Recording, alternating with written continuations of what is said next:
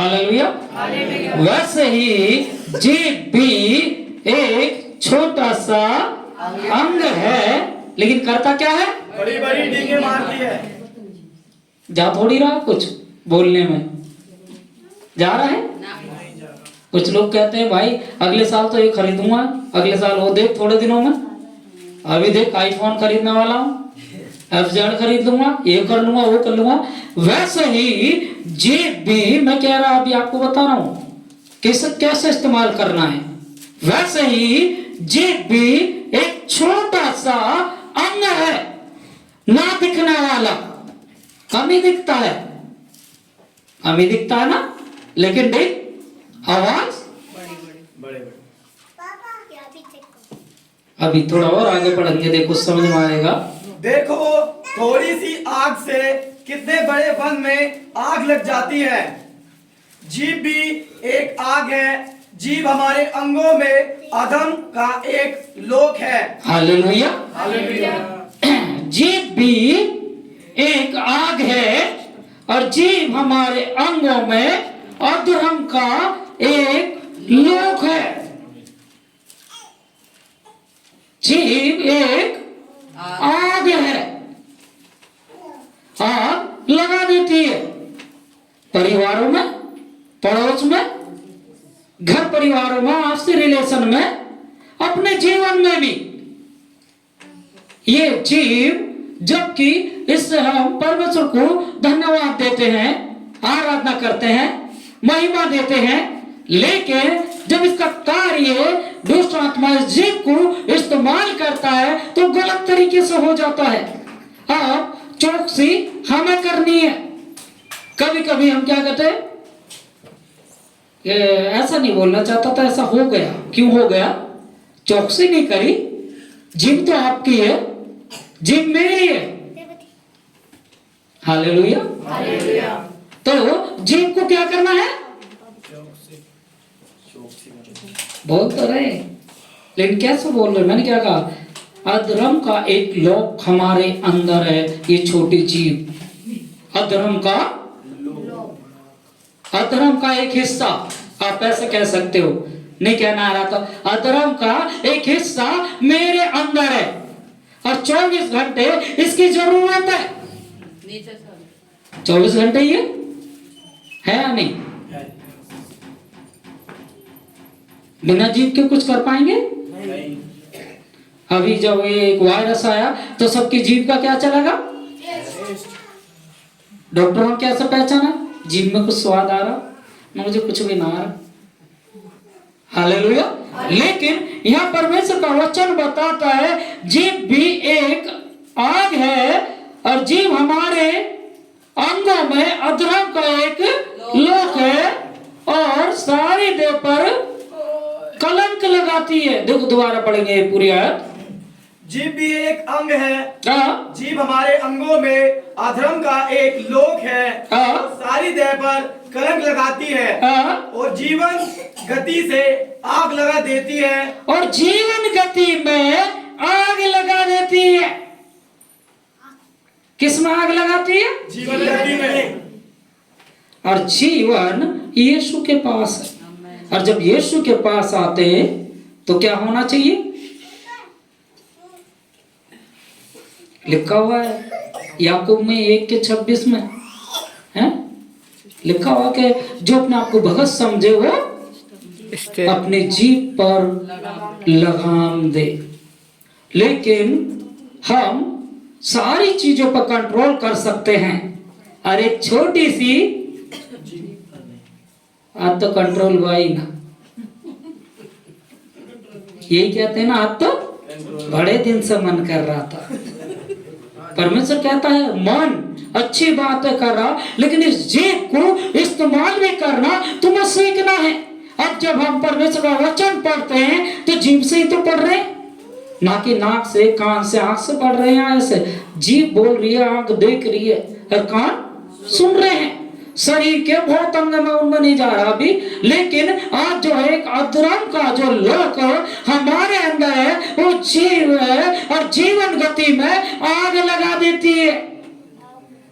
जीवनों को, परिवारों को को, रिश्तेदारों को नाश की तरफ ले जाती है, एक बोल से ही है। कुछ लोग कहते हैं अब हमें तुम्हारी जरूरत ना, तुम मर जाओ तो हम ना आएंगे, और हम मर जाओ तो बहुत आगे तक पहुंच गए। परिस्थिति कुछ भी हो सकती है। हालेलुया। ऐसा ना क्या क्या पता आपके द्वारा प्रभु किसी को बचाना चाहता है और आपने पहले से ही वो रास्ता रोक दिया इस जीव के द्वारा। परमेश्वर आपको इस्तेमाल करना चाहता और बचाना चाहता, लेकिन आपने वो अधर्म का एक लोग जो छोटी सी जीव है उसके द्वारा एक बुराई बोल दी कि अब हमें तुम्हारी, जो यीशु के पास आते हैं उसे संसार की जरूरत है, संसार के कामों की नहीं। क्योंकि आत्मा कहां से जीतनी है? संसार से ही तो जीतोगे, आस पड़ोस से ही तो जीतोगे, घर परिवार से ही तो जीतोगे। लेकिन अगर जो हमारी ये सोच में देखो और थोड़ा आगे पढ़ेंगे, और नरक कुंड की आग से जलती रहती है। हालेलुया। कैसी आग से जलती रहती है? नरक कुंड की आग से जलती रहती है ये जीव। अब इस जीव का मैंने कई बार पहले भी प्रचार कर चुका है, कोटिस फ्रीयर में कराया मैंने। मैं यही बताना चाहता हूँ आज जो लोग नहीं आए हैं, क्योंकि उन्हें भी इस जीव के बारे में पता होना चाहिए था। बहुत हम उतावली से बोल देते हैं, कुछ भी परमेश्वर के विरुद्ध बोलते हैं हम, क्योंकि परमेश्वर ने जगत से प्रेम किया और ताकि जो कोई इसको विश्वास करे नाश ना हो परंतु अनंत जीवन पाए। हालेलुया। ये जीव से हमें याद होगा वचन, लेकिन जब हमारी बारी आती है प्रेम की, अरे तुम्हें ना पता, अरे ये छोटी सी जीव इतनी सारी बातों को ले आती है इकट्ठी करके, सारी जैसे भी वो बता रही थी परमेश्वर की दास से। और मैं भी हमेशा कहता हूँ कि 100 बुरा, 1 भलाई और 100 भलाई और 1 बुराई, सारी 100 भलाई खत्म। फिर वो बुराइयों में दुनिया भर की हम बुराई खोज लाएंगे, एक नहीं हजारों बुराई खोज लाएंगे। जब भी ऐसा देखा, ऐसा बैठा, ऐसा चला, वहां ऐसा करा, सारी नोटिस करा देगी ये जीव। लेकिन यदि इसके विपरीत चले, परमेश्वर ने जगत से प्रेम किया ताकि जो कोई, मैंने विश्वास करा मैं बचाया गया हूं, प्रभु के राज्य में मैं क्यों रुकावट बनूं, मेरी जीत क्यों ये रुकावट बने। ये नरक कुंड के जैसे जलती रहती है और ये आग लगा देती है जीवन गति में, पता भी नहीं चलता। हालेलुया। जब बड़े बड़े जंगलों में आग लगती है तब पता नहीं चलता है, जब वो आग घनी भड़कने लगती है तब पता चलता है। तब वहां की गवर्नमेंट को पता चलता है, तब वहां के आस पड़ोस को पता चलता है जंगल में आग लग गई है, और तब लोग फिर बुझाने जाते हैं। आपकी जीभ आग लगाने वाली ना हो, मेरी जीभ आग लगाने वाली ना हो। हालेलुया। और थोड़ा पढ़ेंगे, देखो आगे चलेंगे। क्योंकि हर प्रकार के वन, पशु, पक्षी और रेंगने वाले जंतु और जलचर तो मनुष्य जाति के वंश में हो सकते हैं और हो भी गए हैं, पर जीव को मनुष्य में से कोई वश में नहीं कर सकता। हालेलुया। लिखा हुआ है, क्योंकि हर प्रकार के वन, पशु, रेंगने वाले जीव जंतु मनुष्य के बस में हो सकते हैं और हो भी गए हैं, लेकिन जीव को कोई वश में नहीं कर सकता। क्या ये नया जी, बहुत दिन हो गए पास्टर जी, अब कितना रोकते, ऐसा क्या बोलती ही ना, मैं बोलता ही ना। अब तो सबर का कहाँ लगा रखा था जन वो बांध, मैंने तो देखा ना कहाँ लगा हुआ था वो बांध। पिंकी बहन कैसे हो रहे हो? अच्छा, समझ में आ रही है? क्या क्या कहते हैं? सबर का कहाँ लगा रखा था? जीव के पास।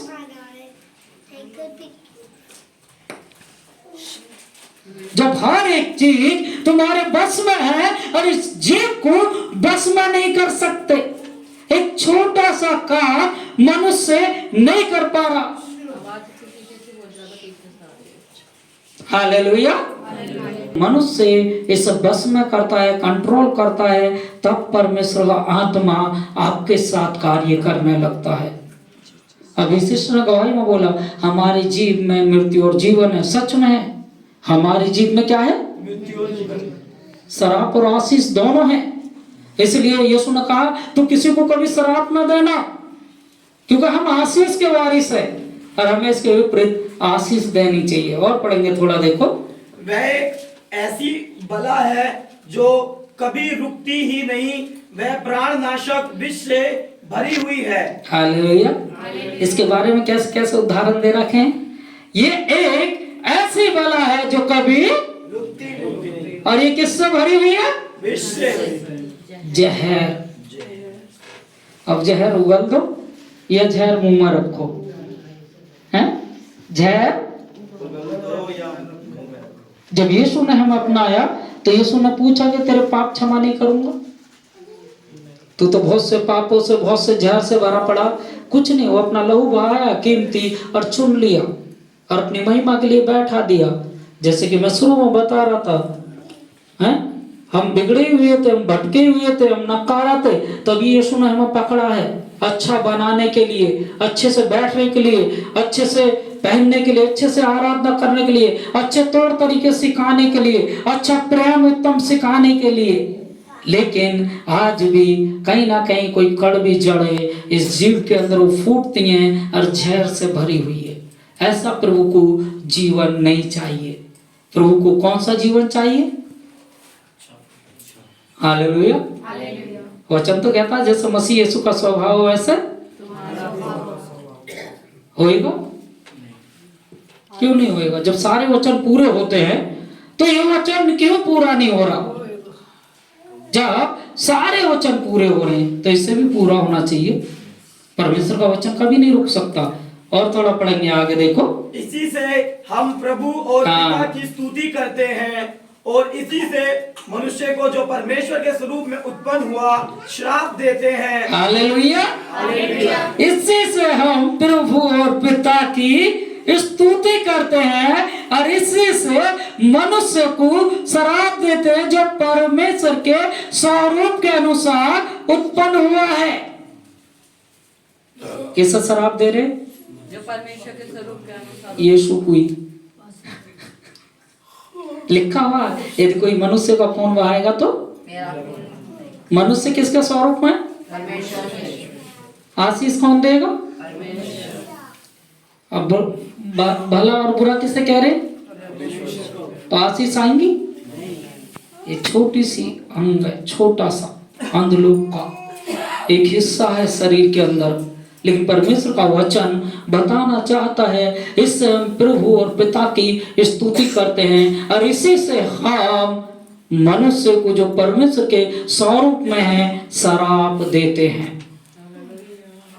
श्राप के लिए नहीं बुलाया आपको, आशीष के लिए बुलाया। कोई कुछ भी कर रहा है, वचन कहता है यदि तेरा चाल चलन परमेश्वर को भाग गया तो तेरे बैरियों से मेल करा देगा। बैरी कोई रहेगा ही नहीं। अपना चाल चलन सुधारने की जरूरत है जीव के अनुसार।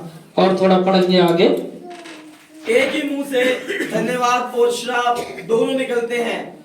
मेरे भाइयों, ऐसा नहीं करना चाहिए। बिल्कुल, मैं कह रहा था ना, आग, जीभ और शराब और सोता, दोनों मीठा सोता और खारा सोता, एक ही मुंह से धन्यवाद और शराब दोनों निकलते हैं। है मेरे भाइयों, ऐसा नहीं होना चाहिए। कैसा ना होना चाहिए? ऐसा नहीं होना चाहिए।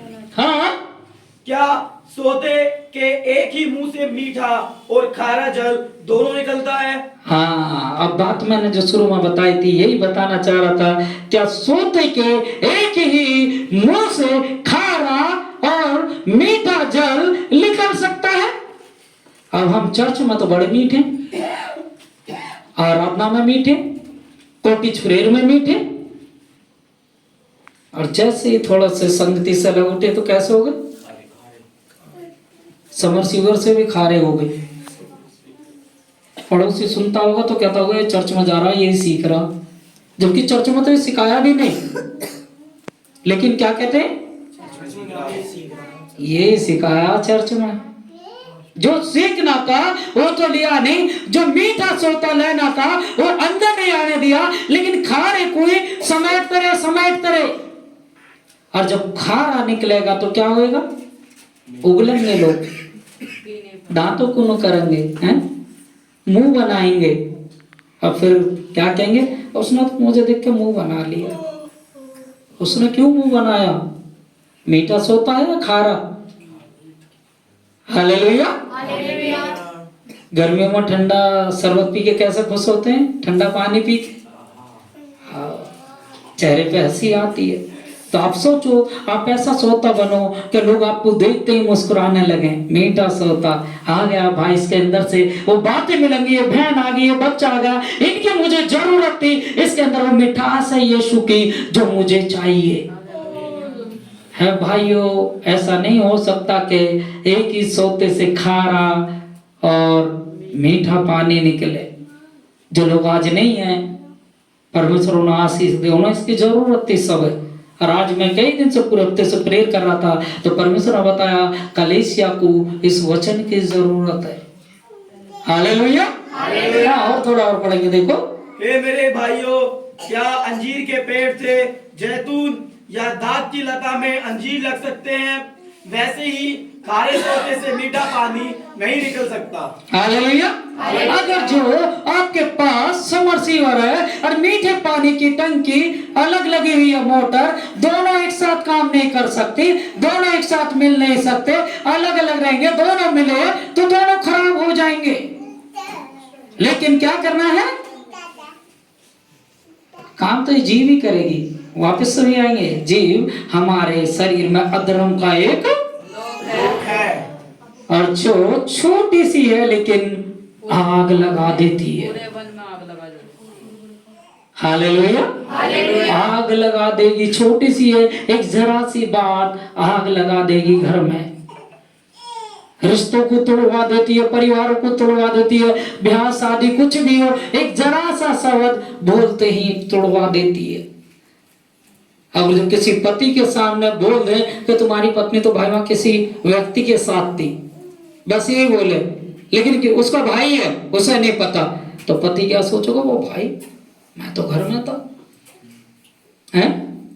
अरे वैसे ही यदि पति अपनी बहन के साथ है, पत्नी को नहीं पता, और किसी ने बता दिया बहन आपके पति तो किसी लेडीज के साथ थे, तो क्या लग गया? तो पूछेंगे, ये कहेंगे किसे घुमा रहे थे। हालेलुया। इसलिए एक ही सोते से खारा या मीठा नहीं निकल सकता। अपने लिए वो सोता बनाओ जो औरों के लिए लाभदायक हो। यीशु से हम सीखते हैं, यीशु ने कभी भी अपने लिए या अपनी परवाह नहीं की या अपने लाभ की बातें नहीं कही। जब भी यीशु बात करते हैं मानव जाति के लिए, छुटकारे के लिए, चंगाइयों के लिए, क्षमा करने के लिए, पापों से उद्धार देने के लिए वो बातें करते हैं, क्योंकि वो सच में एक मीठा सोता है और उसकी तुलना इस संसार में कोई नहीं है। उसकी उपमा और तुलना किसी से भी नहीं कर सकते, ना तो उसके बाद कोई है और ना होगा, वो एक ही एकलौता है। हालेलुया। और जब हम उसके साथ चलते हैं तो हम उस बड़े सोते में जुड़कर एक छोटा सोता बन जाते हैं। बड़ा सोता कौन है? वो तो मीठा है, लेकिन अगर जो उसके साथ जुड़कर खारे बने तो खारा तो है नहीं, उसके अंदर खारापन तो है ही नहीं, तो खारापन हमारे अंदर है। और जब हम उसके साथ जुड़ते हैं तो हमारे खारेपन को धीरे धीरे दूर करता रहता है, धीरे धीरे दूर कर देगा, और हम भी उसके जैसे एक मीठा सोता बन जाते हैं। कब? जब हम अपनी जुबान, जीभ पर लगाम देंगे, इसे कंट्रोल करेंगे, इसे सही समय पर सही चीजों के लिए इस्तेमाल करेंगे। हालेलुया। परमेश्वर ने हमें बुद्धि दी है, दिया नहीं? हालेलुया। कितने लोगों को फिर उन्होंने बुद्धि दी है? कितने लोगों को जीभ दी है? अब इस जीभ को कैसे करना है? आग लगाने वाली भी है, आग बुझाने वाली है, मीठा सोता बनने वाली है, जीवन गति को आग नहीं अच्छा बनाने वाली है। लेकिन लिखा हुआ जीवन गति में आग भी लगा देती है। लेकिन आप इसके विपरीत चलो, दुष्ट आत्मा मेरे द्वारा कैसे आग लगा सकता है? मैं तो इसे मीठा सोता बनाकर इस्तेमाल करूंगा। Hallelujah, hallelujah. परमेश्वर इन वचनों से सबको आशीष बरकत दे। हम लोग प्रार्थना